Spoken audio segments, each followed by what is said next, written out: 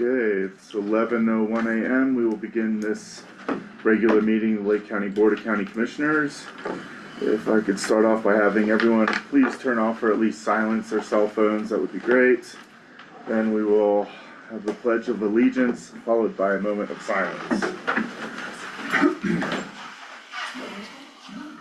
Pledge allegiance to the flag of the United States of America, to the republic for which it stands, one nation, under God, indivisible, with liberty and justice for all.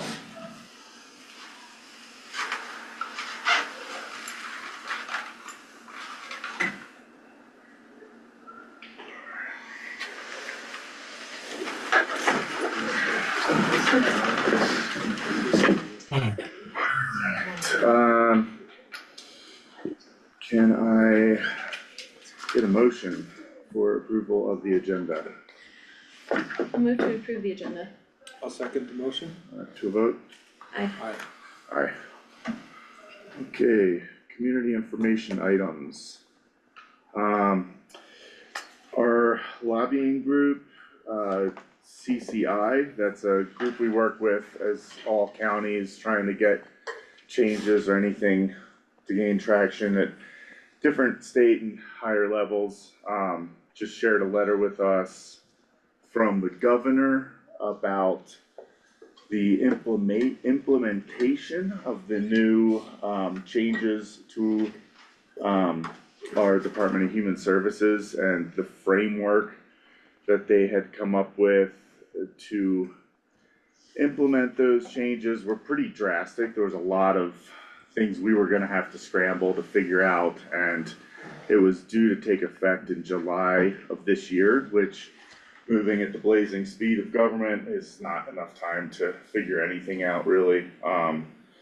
But I just saw the letter from the governor that says they've listened to the county's feedback, not just ours, but other counties as well. And they're gonna push that back by a year, which buys us a lot of time to make sure this will be done right. When you try and change things drastically and do it fast without a lot of forethought and deliberate, intentional discussions, things can go south pretty fast. So that was pretty awesome to see that counties working together and making some changes happen at the state level to make sure things are happening right.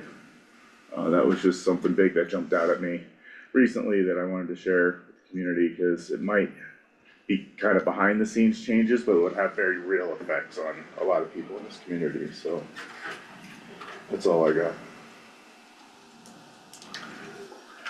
Let's see, Mineral Belt Trail Committee meeting last night, the Mineral Belt, or the Leadville Low Pit is February 21st. We've made an alternate date for March 14th in light of lack of snow, so let's see what happens. No soups this year, don't bring any soups. We are gonna have a blueberry soup and a chicken noodle soup, but we're asking people not to bring soups, and we need lots of volunteers, so if anybody wants to volunteer, Pete, just kidding, Pete, you don't have to volunteer.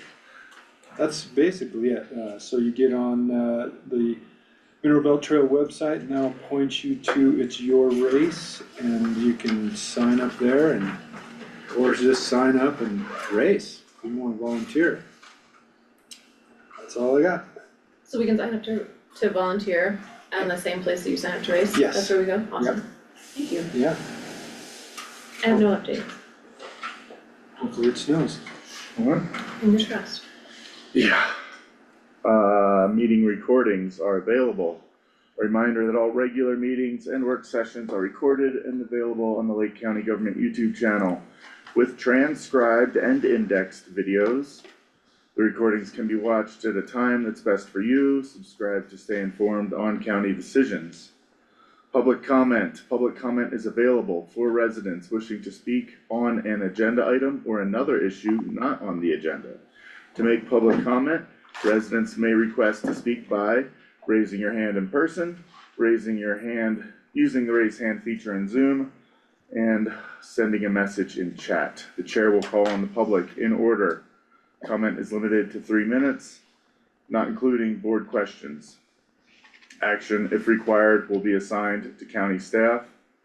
The chair may also ask that public comment on specific agenda items be held for later in the meeting. In certain instances, public comment will not be accepted, such as on public hearing items that will be noted on the agenda.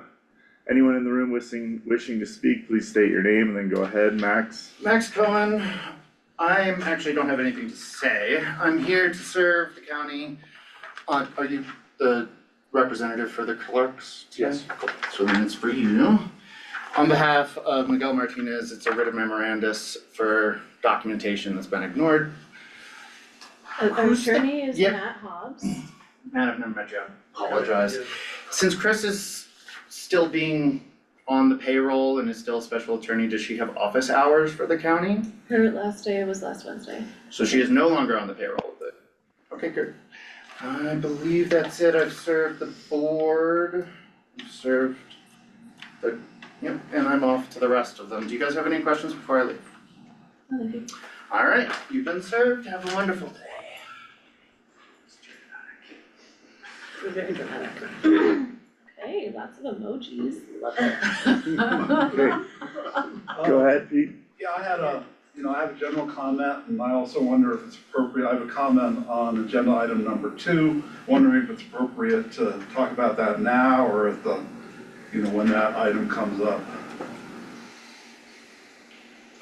So with agenda item number 2, we've already had the meeting on that one, haven't we? This is an amendment request from the applicant, so we'll be bringing that forward. I don't know if you've taken, I don't know if you took public comment on the other ones or not. Matt, do you have any, can you chime in on this? I think the chair could probably handle it either way. I mean, probably if you wanted to keep things consistent and have board discussion, limited board discussion, I would just have him make his comments now. Okay, yeah, As an amendment, probably appropriate to take comment on it. okay, great, thank you. Just making sure, Pete. Go ahead. So, what would you like me to do? State your name and then go ahead with your comments. On agenda item number 2? Yes, sir. Okay. First, I want to wish everybody a happy new year and thank both the commissioners and the staff for their hard work over the last challenging year. I'm afraid next year's going to be, or this year's going to be equally challenging, but I for one appreciate all of your work, and I know, having attended a lot of these meetings, planning commission and whatever, all the work that goes into this, and I just want to note all your contributions. On agenda item number 2, that has to do with the amendment to the recreation use permit for, high country tours. I'm in favor of that. I think it makes a lot of sense to extend summer operations to that operator. There are only 4 operators in Leadville, Lake County that have the privilege to operate under one of these licenses for OHVs and snowmobiles. So extending summer use makes a lot of sense to me. That said, I just wanted to point out that the docket for this item is pretty thin. It's only all that was available was the permit that you're being asked to approve. So I assume that there's a roadway use agreement in place and there are maps showing the routes and all of that stuff. Maybe that'll come up in a presentation later on. But I also wanted to point out that this operator and the other operator operating in the county under these licenses neither have a conditional use permit. And my understanding is that's required, that's a land use code issue, that have base of operations to operate snowmobiles and OHVs requires a CUP. I brought this up last fall, the word was that it's still under review and pending for this operator. But, I guess I'd like to suggest that when you consider this application, that you also add a condition. The condition being that before summer operations commence, that the CUP be approved by the commission. Otherwise, it just keeps going. You know, the operators keep operating without having a CUP. And frankly, both operators have always operated without a CUP and have been in conflict and non-compliance with the land use code that whole time. So I think you gotta have a tool to, you know, to be able to get compliance with the land use code. And I suggest that maybe including a condition that the CUP be, you know, be approved by the time of summer operations makes sense. Thank you. Great, thanks Pete, thanks for pointing that out. We're working on it. Sorry, Pete, what is your last name? Okay, DAY.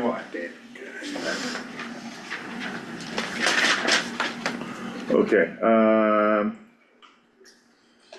online, with raised hand feature, if you could, I see MMM, if you could state your name, before you speak, so we can have that on record, please. Sure thing. Miguel Martinez. Okay, go ahead. Oh, good. So I just wanted to give you the opportunity to ask me any questions directly, right? Because I'm a direct person, not a indirect person. So yeah, I and offer some advice to you as well, right? Because you Okay, started go this ahead. meeting off by lying when you said that all the meetings are available for review, right? Because you and all the people sitting next to you know that's not the truth because you're holding a meeting back that we've requested, right?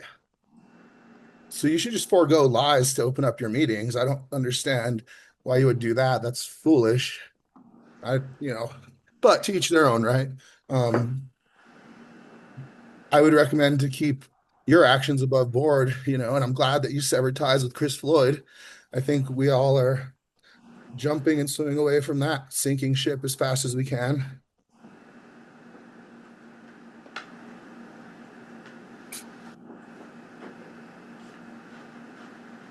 Okay, is that it? It's disappointing that you did say that she was gone and continue to pay her, just like you continue to pay Stephanie McBride after you said she resigned, or she actually did resign multiple times, and you continue to pay her. So it was more of the same dirty lies, right? And taxpayer theft, the way I see it, you have to have accountability to where that money's going. You can't say, oh, this person doesn't work for us and continue to keep paying them, especially putting them in a job they're not legally allowed to do. Okay. Is that all you have for us today, Miguel? You've got another minute and 10 seconds on your 3 minutes. Yeah, I don't mind answering questions if you want to eat into my time, or I have all day, really. I'm a wealth of knowledge. I was there. I was born and raised there, right? And I walked those halls for 16 years and did a lot, more than any of those people sitting in the room with you, right? Probably collectively. I don't have any questions. Alright, well, thanks for your input today, Miguel. Yeah, visit miguelforco.com. I need all your support. That way we can kind of fix, some of this fraud and theft that you guys have fallen into and started to dabble in, right? Okay, we'll be sure to do that. Thank you.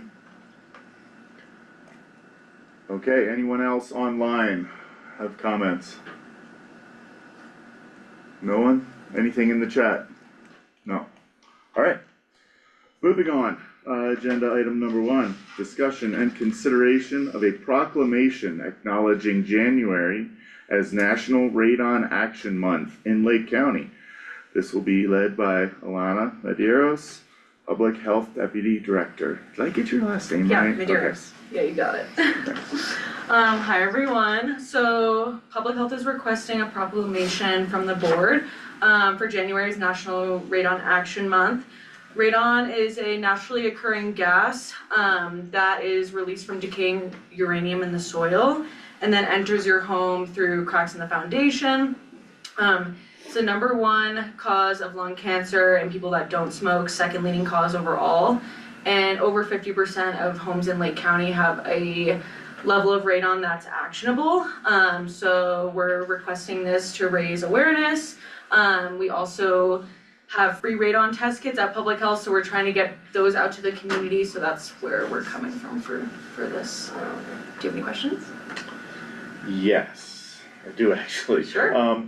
Actionable radon levels, we've seen those drop pretty drastically to what the actionable level is. And the cost for homeowners can get pretty significant. Yes. Is there any assistance programs available to homeowners now that action levels are pretty, it takes a pretty small amount to set off, that Right. alert these days. I have friends who are home inspectors who've had conversations about this with before, and if there are any programs available to the public, should they find radon levels that are above that level in their home, can we figure out a way to have outreach to the community about what assistance might be available from the state, fed, or anything else that could help with people with offsetting radon? Yeah, absolutely. We have, so the state has a program for low income mitigation assistance. And we give out those flyers whenever someone comes and picks up a test. So we have that available for people, and we've distributed those flyers. So we've distributed tests to the library and City Hall. They also have those flyers for people whenever they come and pick up a test as well. You're already on it, great. Thank you. And we say, like January is like the best time because that's when it's gonna be highest because of the snow traps it. So you say. Yeah, February, Right. or March. But the EPA has designated as January, so it's kind of following suit in that, and that's when we do like our best effort in the outreach. We do like a social media campaign and everything, so that's why it's January. Cool. So people can go to the library and pick up a test, you say, is it Yeah. a little container, you pop the lid or is it an actual Geiger counter? So it's like a little self home test. Okay. And it comes with like the mail-in package to the lab and everything. So it's a completely free test. They'll get the lab results via, you like check off like if you want it like text or email. Okay.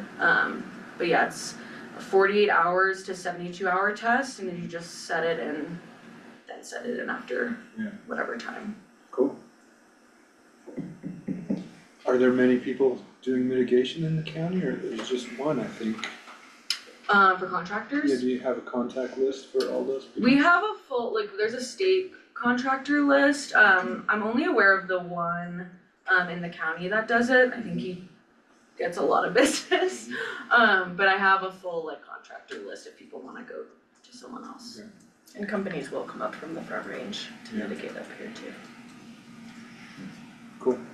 Well, I think it's great, and I would make a motion to to approve the proclamation acknowledging January as National Radon Action Month in Dade County. Seconded. Okay, to a vote. Aye. Aye. Aye. Thank Let Let it it be be proclaimed. Thank you. Cool, thank you. Proclamation. Thank you so much for your work, y'all. Thanks you guys. Thank you. Alrighty. Agenda item number 2, discussion and consideration of an amendment to commercial recreation permit file number 25-39 for High Country Tours to include off-highway vehicle use. This is led by Ann Schneider, Community Planning and Development Director. Hi Ann, good morning. Good morning.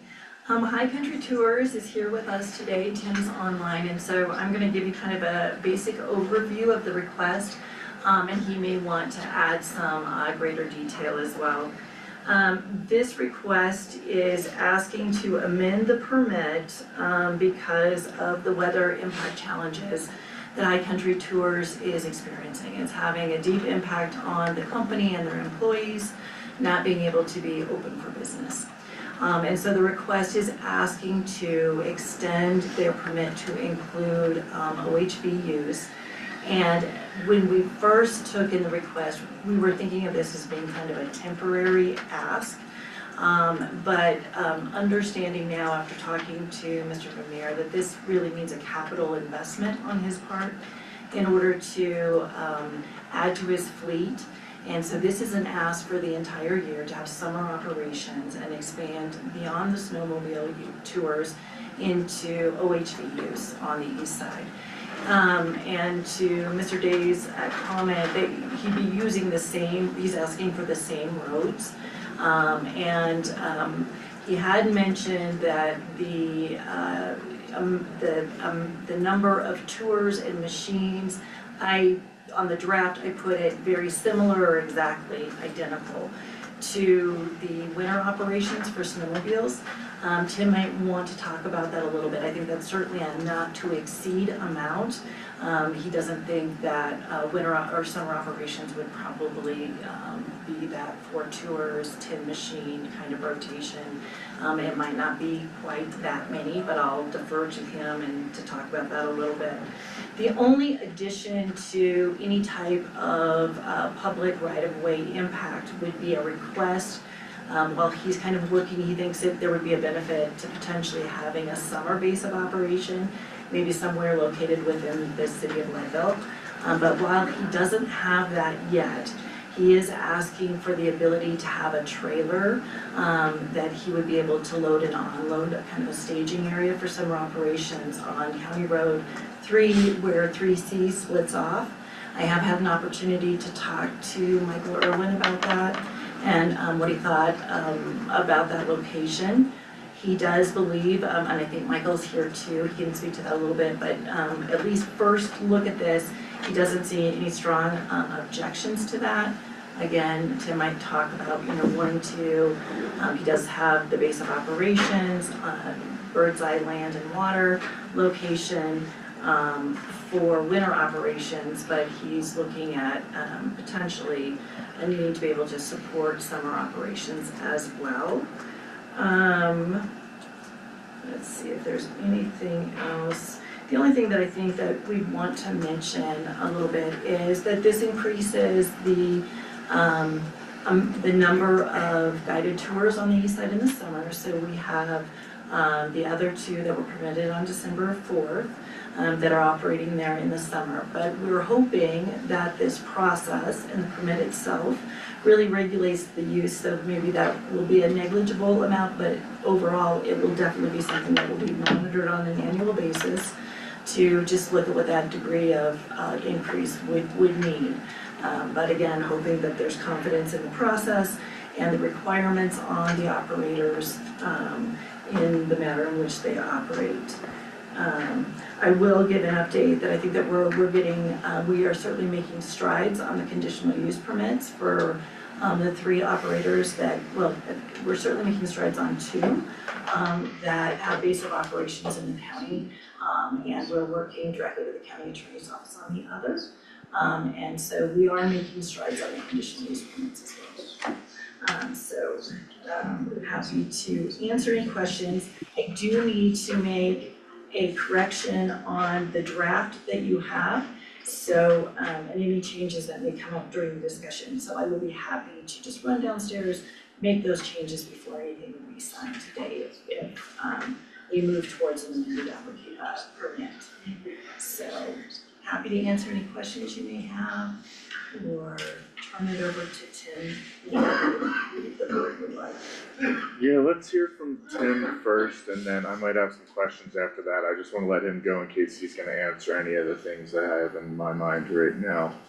So, unless any of you guys had something you wanted No, to go ask ahead. right away, okay, go ahead, Tim. Hey, Happy New Year. Happy New Year. Basically, we're just trying to figure out a way to keep the staff employed and keep the bills paid when it doesn't snow. Haven't really seen this before, but it's interesting that it happens during this process. I effectively, I'm just kind of spitballing, trying to figure out what works. And right now, running wheels works. And so if you guys would be willing to give us the permission to do that, we'll try and figure out the rest to try and make a viable business when it doesn't snow. I guess as Ann said, during the summer, I'm hoping to just keep them rolling because I'm not sure that I can pay for a fleet in the winter. Is Ideally we don't have to do this, and so I can't have $250,000 worth of machines sitting there just in case it doesn't snow for the winter. Does that make sense? Yeah. So, Tim, that doesn't make sense to me. Could you just explain that one more time? I didn't follow that. okay, so I'll have to buy a bunch of either maybe both ATVs and side by sides, so that way we can run open wheels. But for me to have those on standby just in case it doesn't snow in the winter doesn't really make a lot of sense. If we're going to use them in the summer for sure, that way that equipment will get used in the summer, and then it's there if we need it for the winter. Does that make sense? Yeah, otherwise Okay. you convert the side-by-sides to snow machines. Correct. If we can run snowmobiles in the winter, we will do that, and the side by sides won't move. Yeah. I just got a question, is there a snow depth where there would be a cutoff? There's obviously not gonna be any plowing or anything, but we're getting to the point up there where it's in that transition phase, and maybe after Thursday, we're gonna get 4 inches. Who's gonna decide when you're gonna switch to snow machines so that it doesn't take away from other people that wanna sled up there or ski? That's an interesting question. Um, I honestly I think that falls on the shoulders of the county management. I really feel like if we had already shut off wheeled traffic, there's a good chance that we could have groomed the trail and turned it into snowmobile trails already, at least up on the east side. And then it gets more complex. There's a degree where running traffic over the trail packs the snow down, and that's actually good for the trail right up until the point where you're making ruts. And when you're making ruts and you don't have an even pack across the width of the trail, well, at that point, it becomes detrimental to the other users, except for people that are driving four-wheeled vehicles down the trail. That's my opinion. And so that transition is a tough one because making that call on when that is the sweet spot for doing that, it's a guess. It might be the right time to shut them off before it snows on Thursday. And there's also a chance that it doesn't snow enough and we might run open wheels for the rest of the winter because it just doesn't want to snow. For me, this is nuts. I keep looking at the weather forecast and there's just no snow there. So I honestly feel like there is a very real possibility the snowmobiles might not do anything for the rest of the winter. That's a little scary, but if we get to February when the sun gets its power back and we start having exposed dirt and the frost comes out of the ground, the odds of a snowstorm coming to put us into business is unlikely. Once things start turning brown in February, the winter is effectively over for maintaining 100% snow coverage.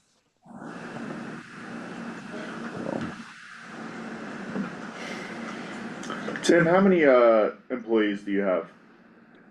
Currently, we have 5 at our Leadville location. Okay. You guys currently do not operate ATVs in the summertime? Not in Leadville. So we do Okay. out in Kremling, and right now we are running them in Heaney, which is keeping our Heaney guides busy, but our Leadville guides don't have anything to do. Okay. So essentially, what we're trying to do here is allow flexibility in the winter time to use sleds instead of, or to use OHVs instead of sleds, which is a little weird to me. I thought sleds would be covered under OHVs. Actually, the permit is asking for summer, This is operations. just to ask for summer operations Mhm. instead of, okay, because if But he, if I can chime in, You'd be able to the have, permit says snowmobiles, and so okay, due to that specificity, yeah, yeah. the new draft says year-round snowmobile or OHV operations. Right, So, okay, so, we're going to open the door, we're considering opening the door for these guys to run in the summertime as well, on the east side. And, buy and convert UTVs and ATVs to tracked vehicles on the east side. We will not be converting to tracked vehicles. As soon as the snow allows, we'll just switch to snowmobiles and we will Okay. park the side by sides. Okay, cool. That's good, cause there's some contention about what that does to what little snowpack we do have up there. Yeah. All of our private snowmobile trails, I don't want to turn them into the way the trails look side by side running over them. So, Yep. Well, Tim, I really sympathize with your position here. I do have concerns with this, especially since we're talking about the east side. And I'm, like, don't take anything I'm saying, or even my questions or concerns the wrong way. I'm an OHV advocate, it's a huge part of my life. When we're talking about the east side, I have to really take a pause and think about things, because the east side, there's already a sentiment in the community that the east side's kind of at a breaking point with OHV use. And, my biggest concern is unintended consequences with opening the door on this, and that adding more commercial usage in the summertime, is that, for just permanently, for what is one bad year, is that something that we've really properly vetted? And I hate even having to say that, cause I wanna really lean into OHV tourism in this community and help our local businesses as much as we can. But, the pushback that we get from people with how much traffic there already is up there is, I can't ignore that, and it gives us kind of a black eye when, on this subject. we just mentioned that is something for both the board to consider and for Tim to consider. The permit themselves are annual permits, so you're not, not opening the door in perpetuity. However, that also then has a bearing on where Tim would be in this discussion because of the capital investment in order to open this up for him. So we will be monitoring and looking at that degree of impact on an annual basis. But it certainly has a deep impact on Tim's desire to move forward based on the expense. Totally, okay, so yeah, this does, expire in December 26.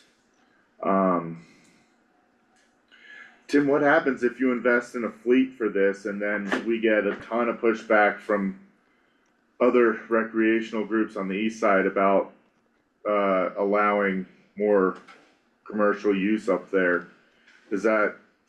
What kind of situation does that put you in? Cause I can't imagine you're gonna offset the cost of machines in one season if things go south with, I'm okay trying anything for a year, like, it doesn't seem like that's set in stone, so, but what happens to a business owner if, it's kinda hard, it's a scary way to run a business, to put a big investment in something that might not fly after December? well, I will say it's a scary business to begin with. I got a lot of dollars in snowmobiles that are just depreciating and collecting interest right now. It's a risk. I understand that. This whole thing that's come about with this has brought a lot more uncertainty to the business than what it was before. Prior or what that other fella said about us needing a CUP permit since the beginning. For 20 years, I was told by the county that I didn't need one. And that's why we never went to get it.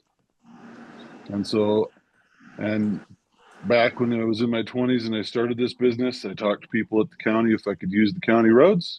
And quite simply, the response was, they're county roads. Of course you can use them. And so this has all brought forth a lot of change. And right now, the one company that gets to run ATVs up there in the winter has a corner on the market because no one else is allowed to go up there in the winter. And it does slow down the ability for snow to collect and be prepared for snowmobiles. I went and drove up there last December after we had that decent snow and before we had all the hot weather. And at that point, there was enough snow there to run snowmobiles, but the condition of the trail was in no way good for running snowmobiles on it due to the ruts and all the rocks that had gotten churned up with the vehicles going through. And so that transition time is a tricky one. But I guess if we're all allowed to play ball on the same playing field, we would just fall in line and run wheeled vehicles until we can't anymore, and they can go out and groom it with the snowcat, and at that point we'd switch to snowmobiles. Getting back to your point of the ATVs, if I bought a fleet of new ATVs right now, and come next spring or whenever we're going to make the decision on whether we get to run in 2027, I would assume at that point I would probably be at a loss of roughly 20% the value of the ATVs that I hadn't recovered yet from running them. And that's just going off my experience where I'm at. Now, one of the challenges I have where I run ATVs now, of which I have a permit to run on BLM in Kremling, is that Kremling is a little bit too far away from Summit County, where all of our customers come from. And so it's difficult to get them to drive out there. Two, our customers are looking for a true go up the mountain experience.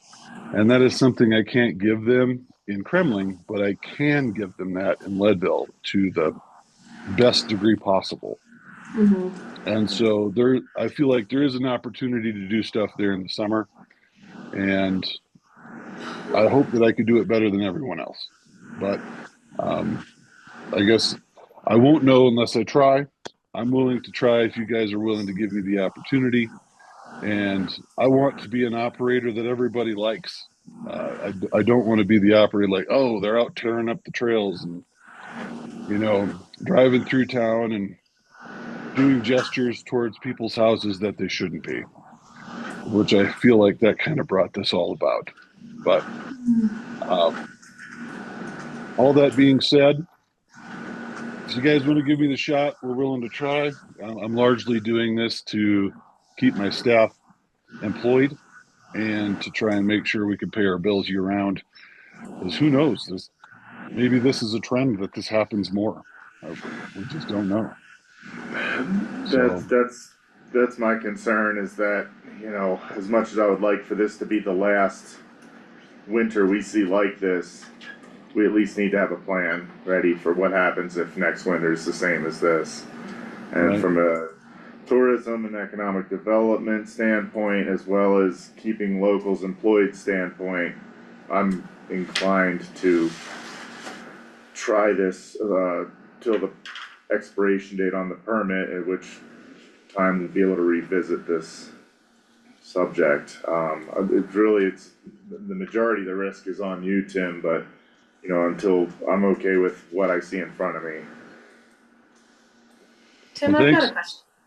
Tim, I've got a question. And this, I hope you know, it's just a curiosity. Since it's winter, have you looked into potentially renting ATVs for this time of year? Because I'm wondering if there are any operators who aren't using their summer fleet, not because they can't, but because they just aren't set up for that.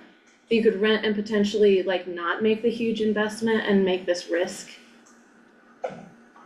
So ATVs are a very high maintenance item, and rental agreements like that get very tricky very quickly. And so everybody who owns them knows that there's a lot of bills that come with them. And for someone to just to make it an economically viable thing to rent out a fleet, It's just tricky. Quite simply, an operator pretty much has to own them for it to keep it from getting complicated. Okay, thanks. And I have two other questions, I think mostly for Anne.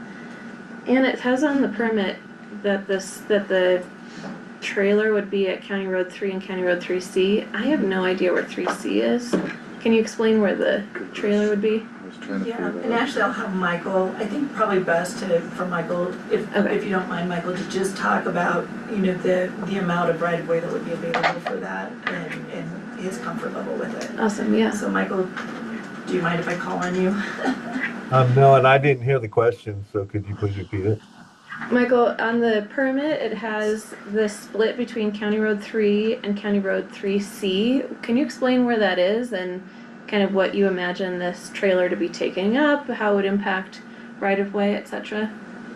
Yeah, so 3C is almost to where the diamond mine is. Yeah, Not quite that high, but it goes off to the south and west. Okay. Okay, And it's a pretty big intersection there. yeah.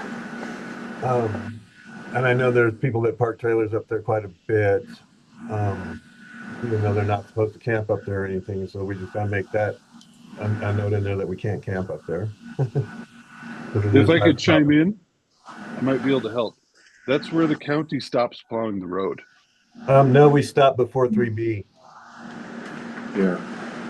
Well, then it's possible we gave the wrong location. But effectively, I'm asking to park the trailer where the county stops plowing the road. So Okay. that parking lot isn't as big as the big triangle up by the diamond mine Mike was talking about. That Down towards I mean, for the summertime, that would be a Easy better Gulch. spot than that, because right where we Yeah, that would stopped be great. plowing. Yeah, in summertime that would be fine because we can drive. It's plowed or there is no snow, so we can Right. easy drive up there. But Okay. in the But in the winter wintertime, time, yes, we're we just do. looking to park where the road gets stopped being plowed. Yeah, in the wintertime, we do stop at the river crossing before 3B. Right. um, So sorry, can somebody just like really directly say when the trailer will be where year round? When will it get Absolutely, parked you can do where? that. The condition we put is that you do coordination and subject to approval by Michael as the road supervisor, but we can absolutely make that a condition of that's mapped and with Michael's approval. So we're just thinking that based on what Michael said, I think what Tim is saying, that we can come to an agreement on a place that would be. If we want the permit to specifically state that, we can certainly. I would feel better with that, especially since it'd just be good to document it as opposed to it just living in Michael's endless tasks. Right.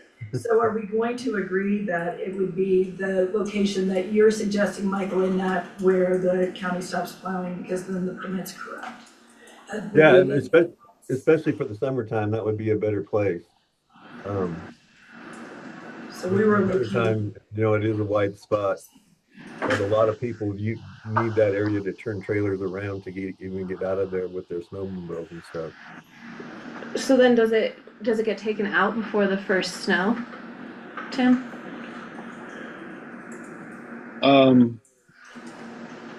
Yeah, we wouldn't be leaving it there overnight. We'd be taking the trailer home every day. yeah. Oh, excuse me, I didn't understand that. Great, rock on. Well, the question for me though is if we're accessing the, okay, so where the county stops plowing, that parking lot is pretty tight to flip around with a big trailer. How big's the trailer, Tim? I would use one that works good.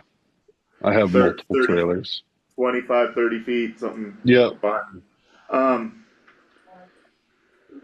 So, and you've been up at that spot, with multi-use crowds kind of parking there, especially around the holidays, things like that. Yep. Don't you think that'd be a little tricky trying to get a trailer in and out of that parking area? There will be times where we just park alongside the road where we don't Okay. have room to turn around and we just have to wait for the spots to open up to where we can turn around. The I was just up there the other day. I'm just trying to think of the turning around. Where is the next spot to turn around, or are you just gonna have to back it all the way back down to the split down at where the jump always gets built off 3 right there, 3 and 3B. That could work too. It's a very flexible thing. We could park anywhere where we could drive the ATVs up in there. Okay. So for that matter, perhaps we could park in town and drive out of town to get out there. So Okay. that's the nice thing about wheels. One component that, I know those 2 parking lots, 3 and 3B can get pretty packed, and up by where we stop plowing can get pretty packed. And as long as, there's wider spots on the road where I'm sure you guys could park and be just fine. It's the turning around part that seems like it could be a little tricky, but yeah, just a long reverse. This is really a short-term solution, hopefully. I'm hoping that I could find a spot just to base from in Leadville that we can drive the ATVs from, and then we're not pulling a trailer up the hill. Because once you start pulling a trailer, it's a lot more labor intensive and takes more equipment. And quite simply, you can't make as much money that way.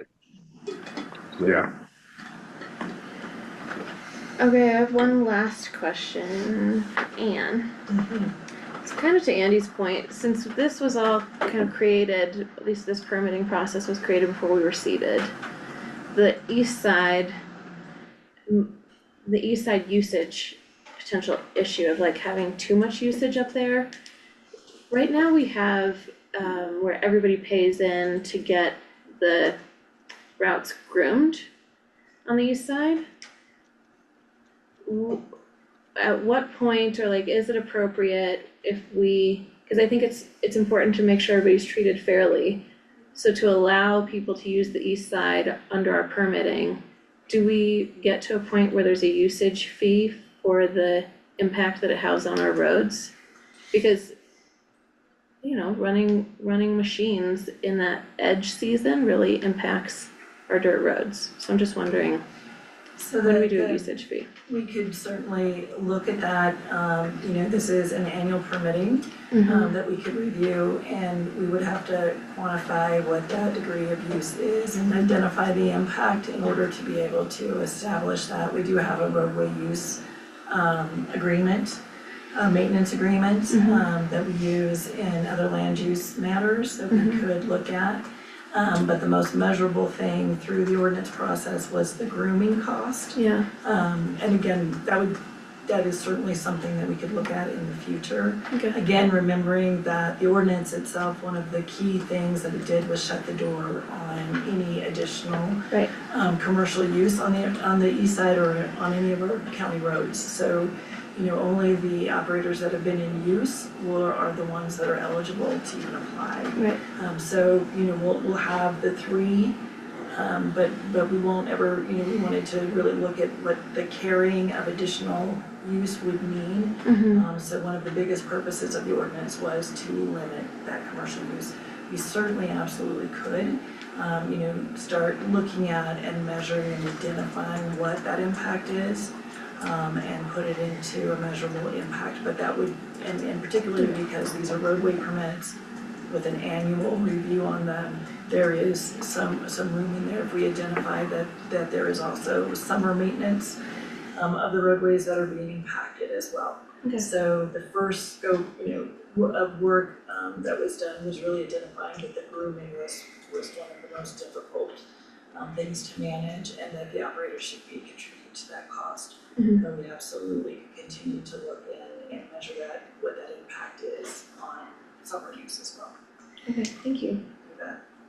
I'm sorry if I missed the part where we talked about volume, but how many days per week and how many So road users? just went with similar to the winter operations, and I would defer to Tim because this is something, so Tim, as you know, when I sent this over to you, I just went with the same volume of 4 tours a day with up to 10 machines. But when you and I were talking, I think you were kind of questioning if you would need that volume in the summer or not. So I just wanted to leave that open for you to be able to talk about that. I've learned my lesson, I guess, here in not having the foresight to handle the amount of customers that want to come. So there could possibly be days, especially specific holidays and during the month of July when people are on vacation, where it could possibly be as busy as what our snowmobiles are, but that's unlikely. Right now, the people that want to go out on ATVs and side by sides is roughly 5 to 10% of the ones that want to go on snowmobiles. And so it's hard to say. I mean, without actually doing it and seeing the response from the customers, I don't know what kind of demand there's going to be for it. It's one thing I can say, it is frustrating to turn away customers when the customers want to go simply because you're restricted. And I guess it just depends on how everybody wants to structure stuff. But I would say most days, if I had to guess, would be somewhere between 1 and, or actually call it 2 and 10 tours going out. And on very busy days, might have 100. But the busy days are generally less than 10% of the year. And we have a lot of slow days with 2 to 10 and days with 0. So it's just if the perfect storm happens this summer, we are potentially adding 40 machines a day to the east side's OHV traffic with this. yes, possibly more. Based on the permit, it's 40 is the max. 40 would be the max, the limit.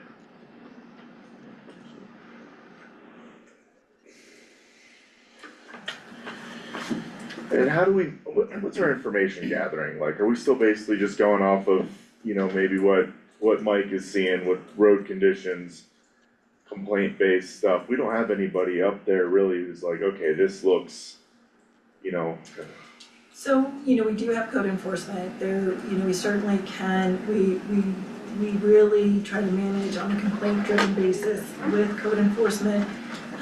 But, we could alternate some, spot checks. We talked about that kind of in the compliance realm of not, or similar to the Forest Service who do, and we talked about this with the outfitters. To anticipate that they may get spot checks and just make sure that their numbers are accurate, that they are, maintaining the rotations that they talk about, that they're out on the trails and those kind of things. So currently, when we were building this program, we thought that we would have the help of law enforcement and pros in order to actually administer it. I know we had that conversation with you kind of at the beginning, about a year ago, of, wanting to talk about how do we kind of support this program. So I would say with the resources that we have right now through CPE, I can say that we do have some enforcement capacity through our enforcement. But it would be great to,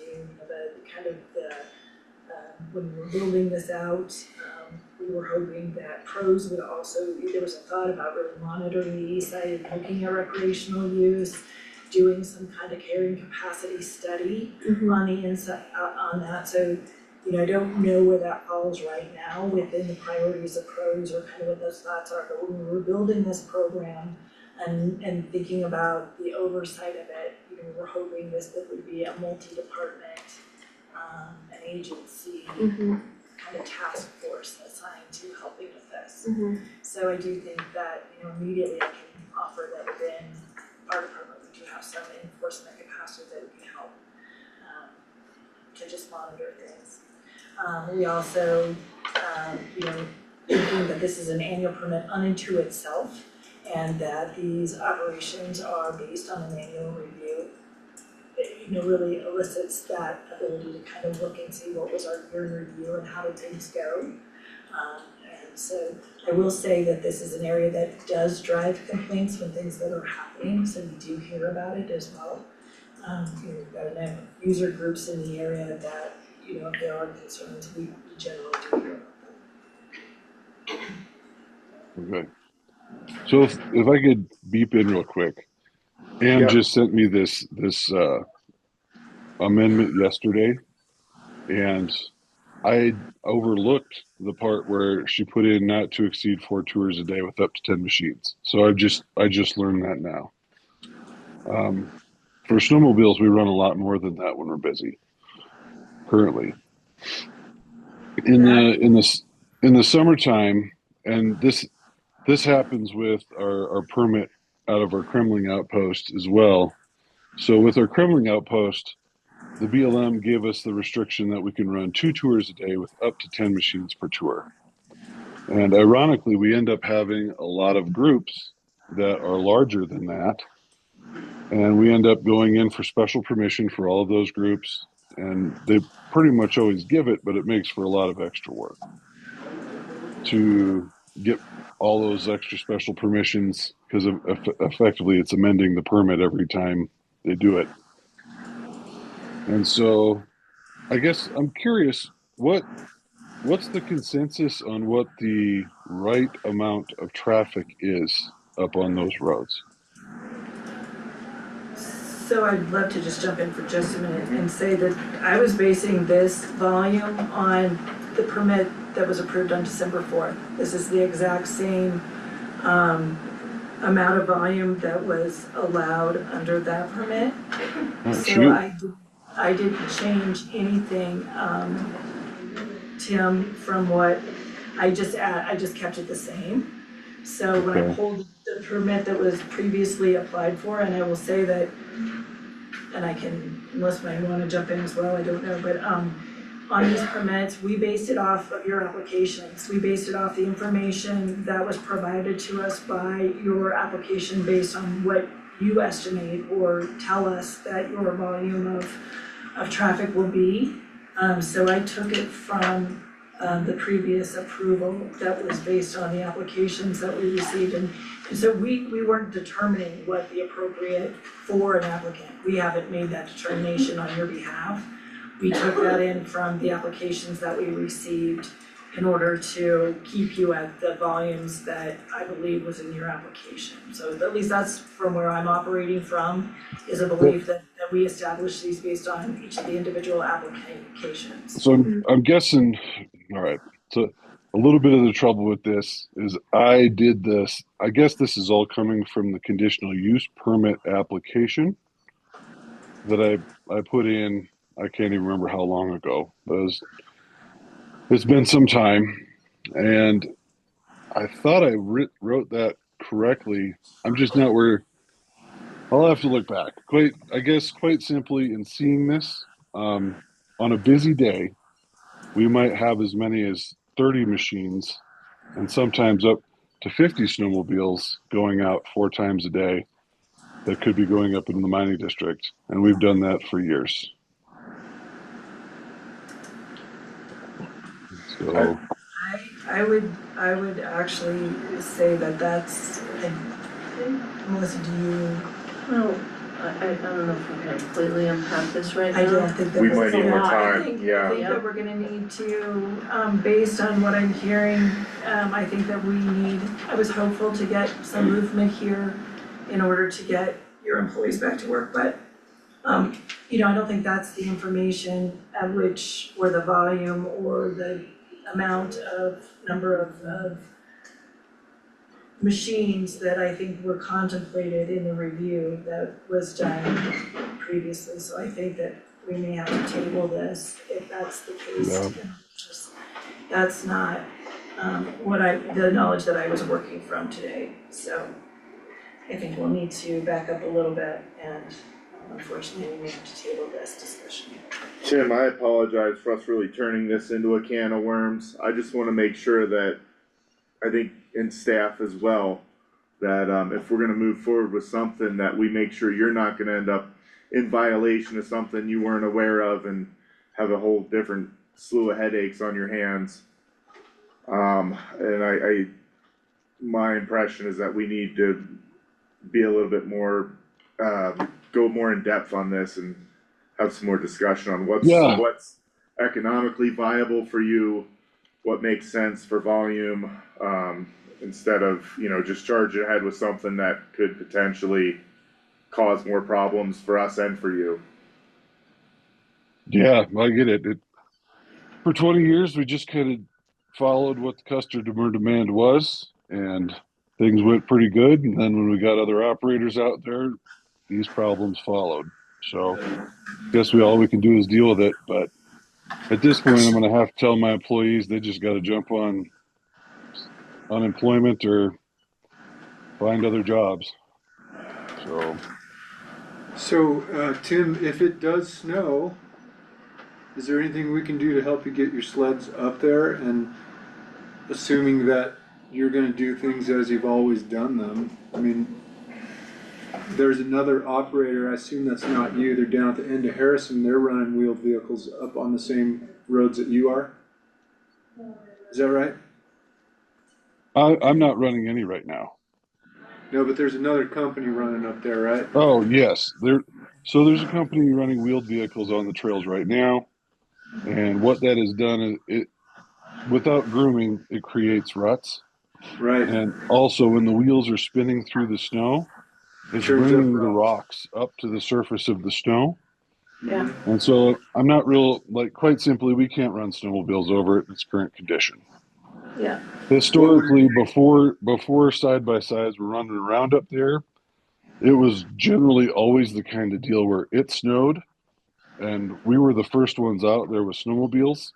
We packed it in with snowmobiles until grooming could happen, and then we started grooming. And when you pack it in with snowmobiles, the trail's generally flat across the width of the trail with no ruts. So yeah. it's just a very different way of doing things. So, Seems to me that that point, that needs to be addressed, I was up there over the weekend, there was a giant pack of them, and I don't know, it seems like we need to address that, like when there is the first snow, how do you feel about that, Tim? Do you think, I feel for you, I know I got employees too, and, it sucks, and it's a tough business, and we don't know what's gonna happen, but I can assume that based, it's gonna snow eventually, but at some point, now we have this conflict of all these wheeled vehicles up there. Setting us further back. One operator could Right. say, there's only 20 inches up there, whereas you could probably run your snowmobiles on 8 inches if it was the right density. So Right. it seems to me like we need to figure that part out, as well as, the other part of this is that we're actually, to me, the bigger part, well, there's that part, and then also we're adding a big summer impact, which is to me a different issue than what you're trying to do right now, which is get through maybe the next few weeks or the next few months, so. Yeah. Michael has any input on making a determination about the status of the road? And what type of vehicles are allowed at what point, and if he makes that determination, or if he has historically, but I'm just wondering if Michael might have some information.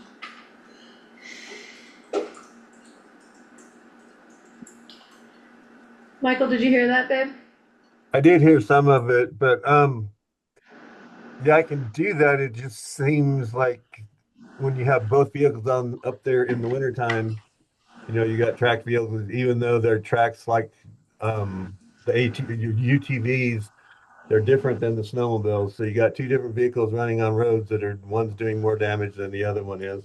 Yeah, we discussed this a couple weeks ago. That right now it's going to be trial and error, and to put a whole lot more wheeled vehicles up there is just going to tear up the snow more. Not saying that we can't do it until we get some snow. It's just this is a weird year. It's not normal to not have snow in January.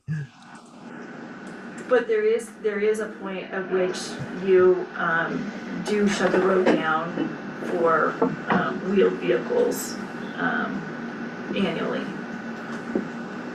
No, but we can get that. I don't have a count of how many vehicles go on the east side of town right now. Yeah, this feels like we're kind of shooting ourselves in the foot if we're setting our ability to even get a base put down by not knowing when it's counterproductive or not setting a boundary of when, a wheeled vehicle is gonna harm the snowmobile tourism. I wanna see these guys succeed and make money, but if we've got one person running wheeled vehicles while the other guys are waiting for a snowmobile to go, how is that fair? That's right, and the more rocks you churn up, when they sit on top of the snow, they get warm and melt the snow, so. Even just a speck of mud turns into a little solar collector, it just destroys the snowpack. Seems like we sort of launched into a work session unintentionally. Yeah. I will submit a request for a work session Yes. through our new portal. It just Yeah. bounced back to me, I meant to tell you, it did not, I tried to I respond. tried to respond to it, didn't do anything. Okay. It was something It shouldn't do anything, it should just send. I You don't shouldn't know, I have have to a do list of anything. questions about the new portal for work sessions. Hey Don't worry, I'm Tim, gonna submit in the that. meantime, let us know if there's anything we can do to help you get your sleds up there. If we need to talk to the other operator, or, say we do get 4 to 6 inches on Thursday. This discussion would be totally different. I realize you're trying to make a big investment, and it's to get you through the next few weeks or this winter, but it's mostly for a summer operation, so all I'm saying is let us know if, you could make a complaint or call us or talk to us and see if there's any way, if it does snow, that we could get your sleds up there. Well, yeah, at this point, I don't know what to do because I don't know how to handle all the rocks that are on the surface. Because it's not little ones, they're like softball size or bigger. Yeah. Anywhere where the hills are kind of steep, they're clawing for traction. Anywhere that's in the shade and the snow stays deeper, the damage is already done, so to speak. I don't know how to plow that off. I talked to Ross about it a little bit because I wanted to warn him because all that stuff is going to destroy a tiller on a snowcat if there's rocks mixed in with the snow profile. We don't want the snowcat getting broken. And so I guess I was just trying to go with the flow. I mean, the flow is that if you're running ATVs and side-by-sides up there, I do that too.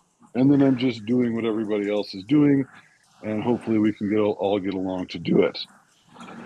But I don't know all the answers. I'm just trying to go with the flow and do something that's viable to work with everybody else and stay in the game. You know what I mean? Yeah, well, we really appreciate your honesty and your calmness in this meeting. Oh. And I think we need a little more time. And I apologize. Melissa sent me the previous application for the snowmobiles on the Tuesday before Thanksgiving when I was in a house full of all of my family, and it was a zoo.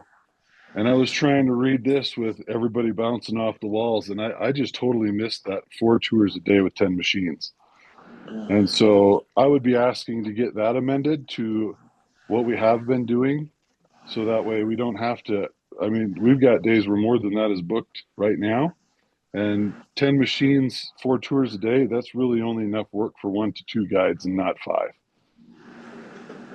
So I missed that. It's my bad, but that's when that's the way things work. I'm always scrambling when I'm on vacation, but then I'm distracted. So, But my gut thought is that we need more, like, it takes a village kind of discussion at this next work session.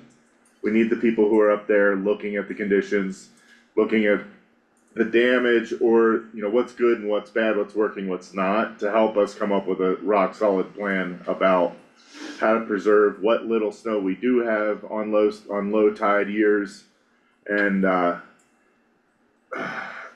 we still have a lot of work to do on this thing, I think. It's, Oh, 100%.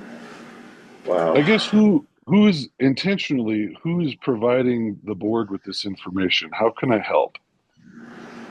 Do you guys go up there and look yourself? I go off what I see with my own two eyes. I'm up there Right. a day or two a week Same. on a OHV or a snowmobile or cross country skis or a split board or whatever. And you guys are seeing more than I see. I also have friends who live really far up there and watch firsthand how much traffic's going in and out past their places. My main go-to is my own eyes, and I will That's say the I have best. more firsthand knowledge than your average community member, but I still don't see it as much as you guys do. So what would you guys be thinking on how to do this? Well, we have to do a work session so that it's on an agenda for a public meeting. And we'll ask for it to happen sooner rather than later, like as soon as possible. And what I'd like to do is maybe get some of the operators invited to that as well, so we can get, that it takes a village kind of idea of all, everybody who's seeing everything up there. Yeah. We can do that. Okay. Alrighty.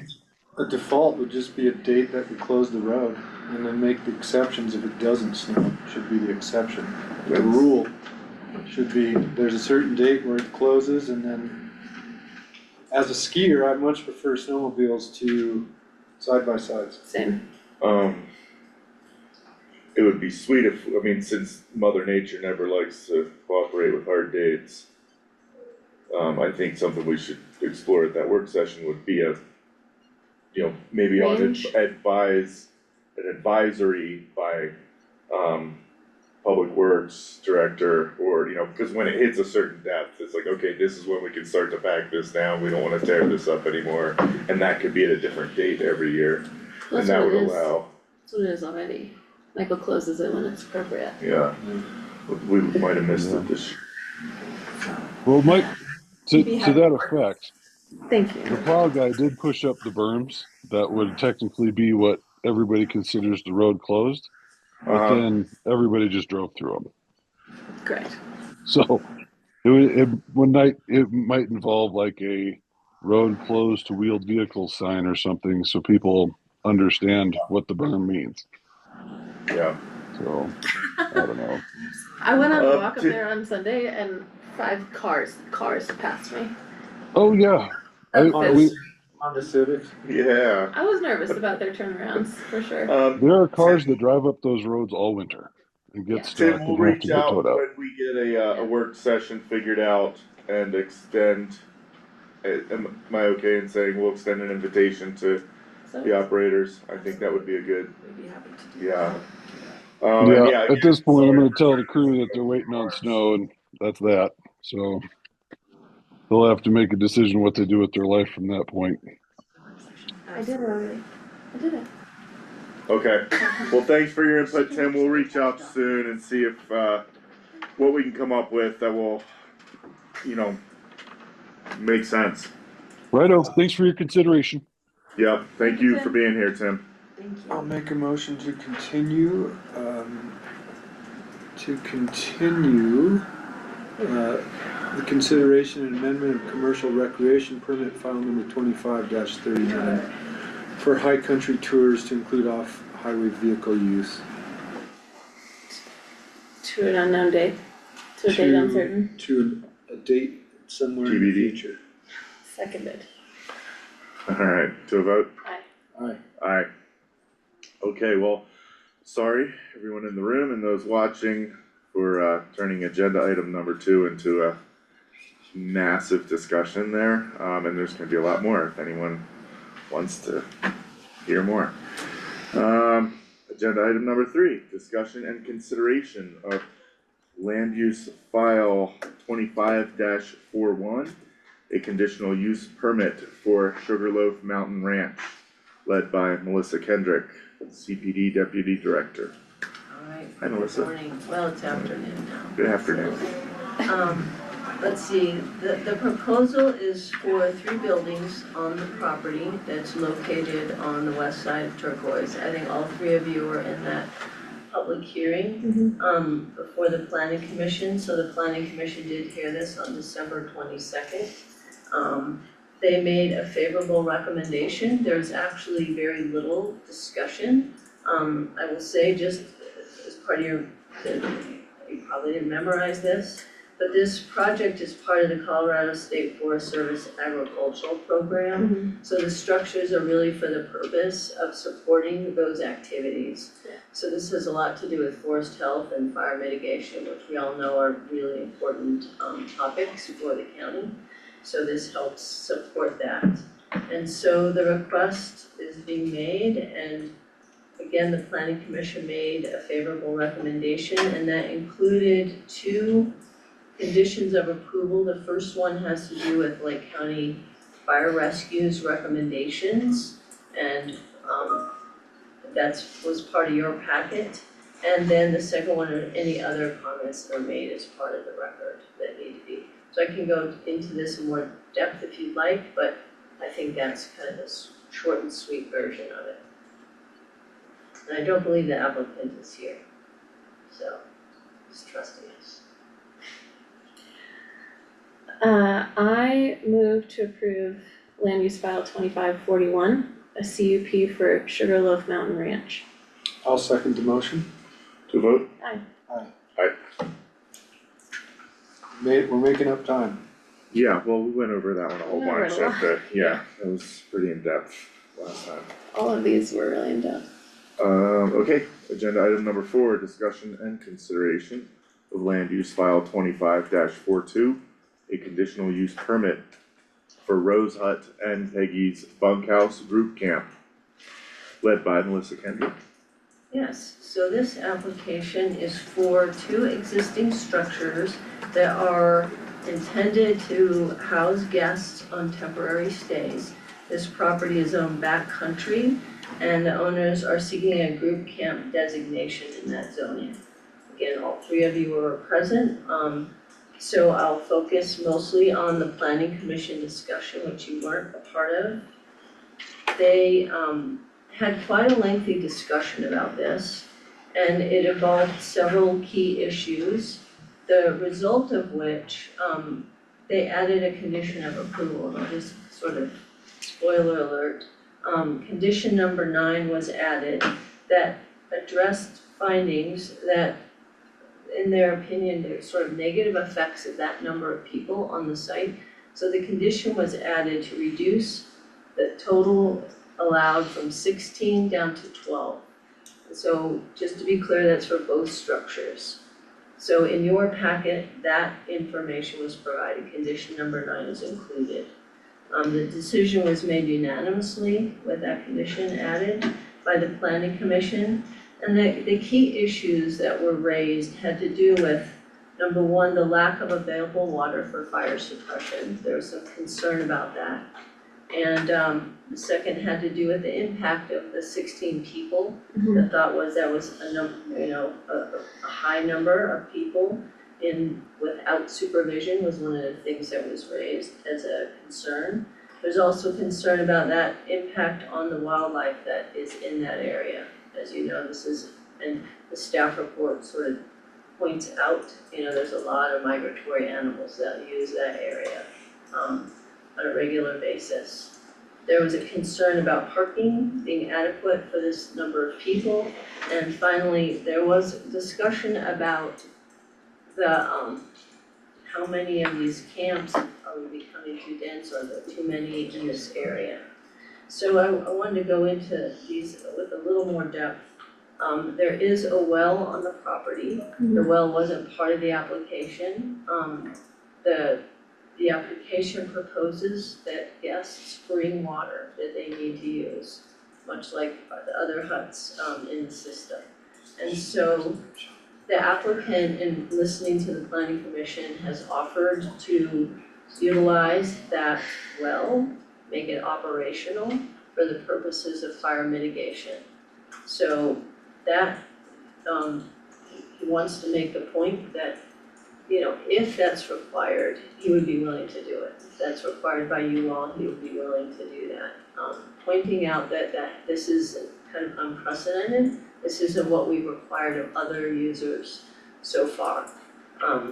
We are, as a staff, really looking at how do we best administer these regulations and looking at some of the impacts that we're seeing that weren't contemplated when the code was written.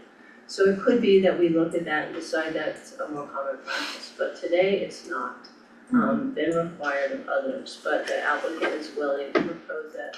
I've drafted a couple of conditions, one of which would address this, and it would say, if it's something that you want to utilize, that prior to occupancy, the existing well will be operational for the sole purpose of fire suppression in accordance with the Lake County Fire Rescue Standards. So that would be one way that you could handle that issue if you choose. The second issue of reducing the number of people I've already discussed in terms of that additional condition that the planning commission added. I would say that the density in a group camp allows up to 5 people per acre. The proposal with 16 people on 10 acres is much lower than that, obviously like 1.6. And you bring it down to 12, it's 1.2. Again, we're not saying everybody gets to have 5 people per acre. Some cases that's not a good idea. And so, but that is what our regulations state at this point. We also believe, or I think that the planning commission was more comfortable with the impact on the wildlife with, again, there being fewer people. The parking is being managed by the owner. Again, people sign up, they make a reservation to do this, so they have a lot of control over the parking situation during particularly the winter months, assuming we have snow, that people would walk and ski and in some cases bike into the huts. So parking isn't believed to be, every person doesn't drive a car, if you will. So condition number 1 states that a permit is required with Public Works for the use of the county road. So any parking that would go on the county road is gonna require a permit. They're looking at the location of the pullout at County Road 2 and County Road 2B. And most of the parking would really be during summer months where people actually might use vehicles. So, and there is room on site for that. So, I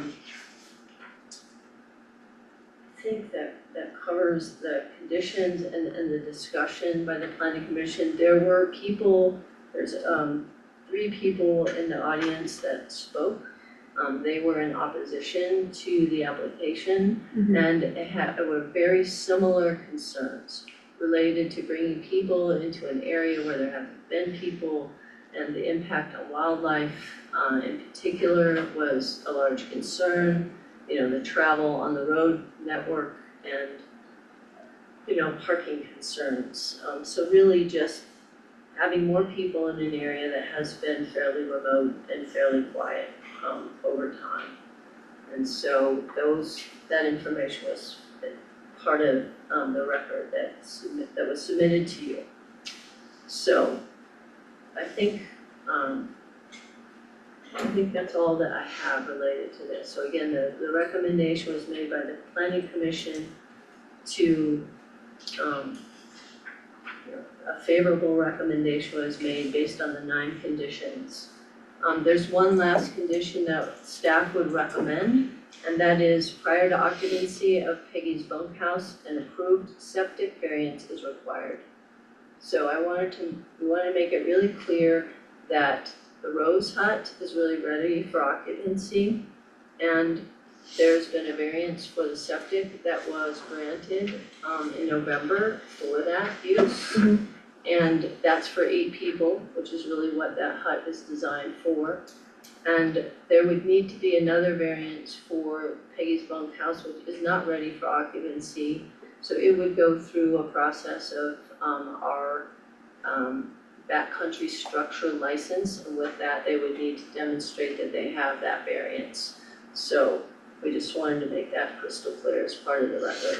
And I can give you these two, pass these forward, if you wanna use that language as part of any motions that you make. Thank you. Matt, do you wanna do the motion? Why don't you do that? That's not in our packet. No, What- No, Yeah, this I'm is not the- seeing it. This is the suggested addition Yeah. Okay. after the 9.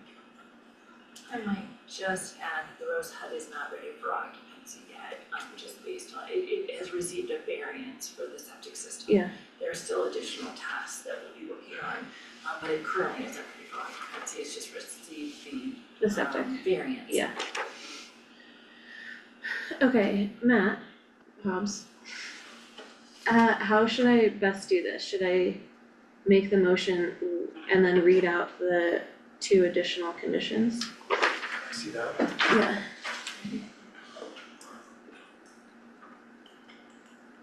Yeah, I think that's fine. Thank you. Okay, I move to approve the, oh gosh, hold please. I move to approve file number 25-42, Rose House and Peggy's Bunkhouse CUP, with all the conditions recommended by the planning commission, with the 2 additions I'm about to read. Number 1, prior to occupancy, the existing well will be operational for the sole purpose of fire suppression in accordance with the Leadville Lake County Fire Rescue Standards. And 2, prior to occupancy of Peggy's bunkhouse, an approved septic variance is required. I'll second the motion. Okay, to a vote. Aye. Aye. Alright, That's pretty. alright. Okay, thank you. thank you guys. staff. I know that one took a little bit more deeper dive than usual, so thanks for all your hard work. And thanks to the applicant for working with us and being open to offering creative solutions to water stuff. Appreciate that. Thanks you all so much. Okay, agenda item number 5, discussion and consideration of resolution 2026-01. A resolution of the Board of County Commissioners of Lake County, Colorado, establishing regular meeting dates and designating official posting locations for the purpose of the Colorado Open Meetings Law, led by Candace Briggs. Alright, so we have the resolution in your packet, which is high level overview. Regular meetings are on the 2nd and 3rd Tuesdays of the month at 11, except as otherwise scheduled by the board. Work sessions are on the 1st and 4th Tuesdays of each month, except as otherwise scheduled by the board. Meeting times and locations, specific time and location of each regular meeting or work session will be set forth in the posted meeting notice and may be conducted in person, virtually, or in a hybrid format as permitted by law. And then our official posting locations, which we're required to designate each year, are gonna be, the primary posting location is the official Lake County website. The secondary physical posting location is the front window of the Lake County Courthouse. For website posting, meeting notices shall be posted on the county's website no less than 24 hours prior to the meeting unless an emergency meeting is called.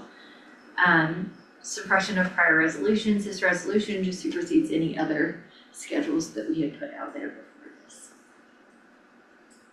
Cool. Straightforward. Yep. I move to approve resolution 26-01, the resolution of the Board of County Commissioners of Lake County, Colorado, establishing regular meeting dates as outlined and designating official posting locations for the purpose of Colorado open meetings laws. Seconded. To a vote. Aye. Aye. Alright.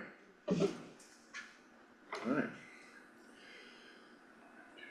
Agenda, number 6 on the agenda, discussion and consideration of resolution 2026-02, a resolution establishing uniform business hours for administrative offices located within the Lake County courthouses, led by Candace Bryans. So each year we set a resolution that establishes our regular business hours for the county courthouse. And what we have in this resolution is Monday through Friday, 8 to 5 p.m. And then we have a couple of times that we're closed, and so this allows for a posted lunch hour if elected departments choose to have a posted lunch hour. I have a question about that. Under the resolution, it says offices and departments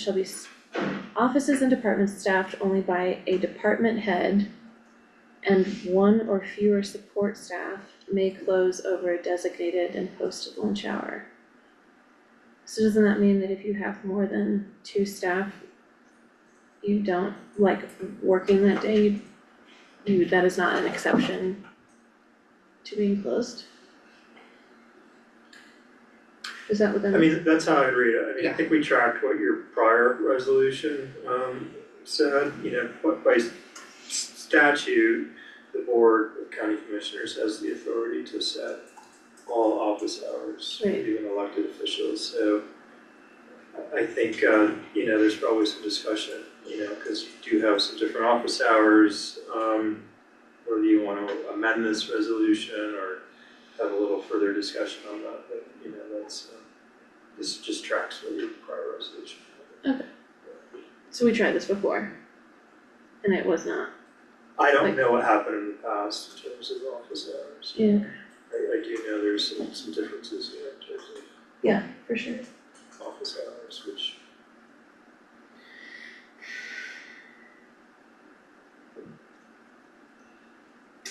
Okay, I move to approve resolution 2026-02, a resolution establishing uniform business hours for administrative offices located within the Lake County courthouse. I second the motion. To a vote? Aye. Alright. Can I get a motion on the consent agenda? I make a motion, I will move to approve the consent agenda for January 6th, 2026. Seconded. To a vote? Aye. Aye.